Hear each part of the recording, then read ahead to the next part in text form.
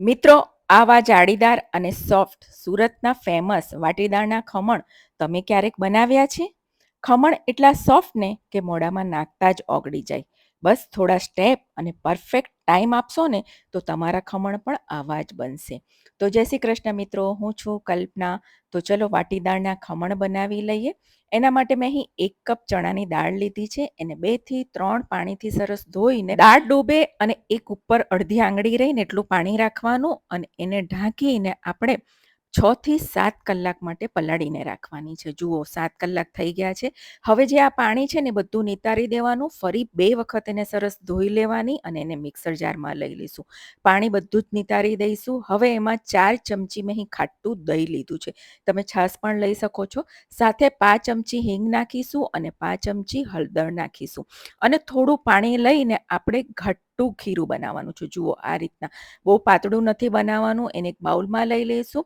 સાથે 2 ચમચી બેસન નાખીશું અને બરાબર ફેટી લઈશું. બેસન નાખવાથી એમાં સરસ બાઇન્ડિંગ આવી જાય છે અને એને 1 થી 2 મિનિટ માટે ફેટી લઈશું અને ઢાંકીને 6 થી 7 કલાક માટે આથો આવે ત્યાં સુધી એને આપણે રાખી દઈશું. જુઓ મિત્રો, 7 કલાક થઈ ગયા છે. તમે જોઈ શકો છો સરસ આથો આવી ગયો છે ને જાડી પડી ગઈ છે. એને ફરીથી મિક્સ કરી લઈશું. મસાલામાં 1 મોટી ચમચી આદુ મરચાંની પેસ્ટ, સ્વાદ મુજબ મીઠું, 2 ચમચી તેલ અને 1 ચમચી આપણે નાની ખાંડ નાખીશું એની ખટાશને કાઢવા માટે અને 1/4 કપ જેટલું પાણી નાખીશું અને મિશ્રણને બરાબર ફેટીને તૈયાર કરી લેવાનું છે.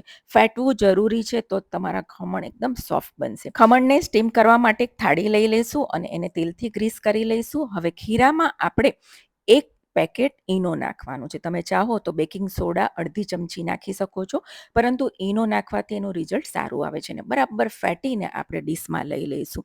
પાણી ઉકળતું જ રાખવાનું છે સ્ટીમ માટે. જુઓ મેં કડાઈમાં પાણીને બરાબર ઉકાળી લીધું છે. એમાં આપણે થાળી રાખી દઈશું અને ઢાંકીને 15 મિનિટ માટે આપણે સ્ટીમ કરી લેવાનું છે. 15 મિનિટ થઈ ગઈ છે અને ચપ્પુ નાખીને ચેક કરી લેવાનું છે. ખમણ આપણા સરસ ચડી ગયા છે. હવે એને આપણે કમ્પ્લીટલી ઠંડુ થવા દઈશું અને ત્યારબાદ કટ કરીશું.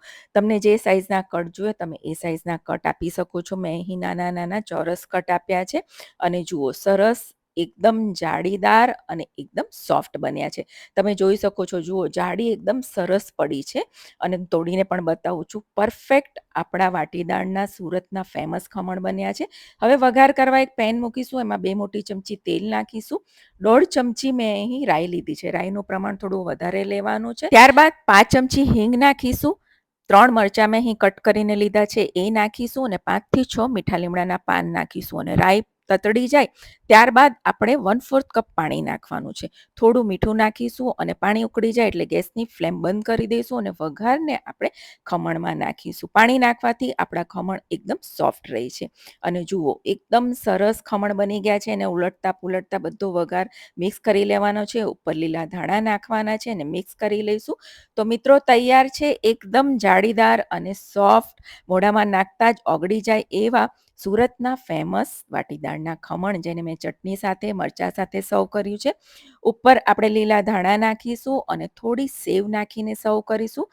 સાથે મેં થોડા દાડમના દાણા પણ નાખ્યા છે. કોઈ જોઈને કહી નહીં શકે કે આ ઘરે બનાવેલા વાટીદાળના ખમણ છે. મિત્રો તમે પણ આ સ્ટેપ બાય સ્ટેપ આ રીતે જ ખમણ બનાવશો ને તો તમારા પણ આવા જ ખમણ બનશે અને તમે કોઈ દિવસ પણ બજારમાંથી નહીં લાવો, ઘરે જ બનાવશો. તો મારી રેસીપી પસંદ પડી હોય તો ચોક્કસથી ટ્રાય કરજો. આવજો.